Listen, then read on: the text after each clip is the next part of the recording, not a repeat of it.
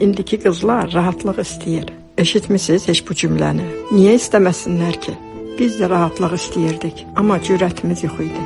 Çünki bizə öyrətmişdilər ki, qadın dözər, qadın susar, qadın göz yaşı ilə böyüyər.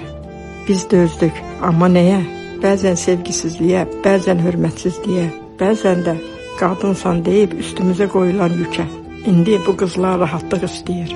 Çünki nəhayət başa düşüblər ki, xoşbəxtlik dözümün içində yox, seçimdədir. Onlar dözmək yox, dəyişmək istəyirlər. Ağlamaq yox, danışmaq istəyirlər. Qorxmaq yox, yaşamaq istəyirlər. Biz dözdük ki, onlar istəməyə utanmasın. Onlar rahat yaşasın deyə biz səssiz qaldıq bəlkə də. Ona görə rahatlıq istəyir deyib qınamayın, əksinə sevinin. Bu o deməkdir ki, qızlarımız artıq öz dəyərini tanıyır.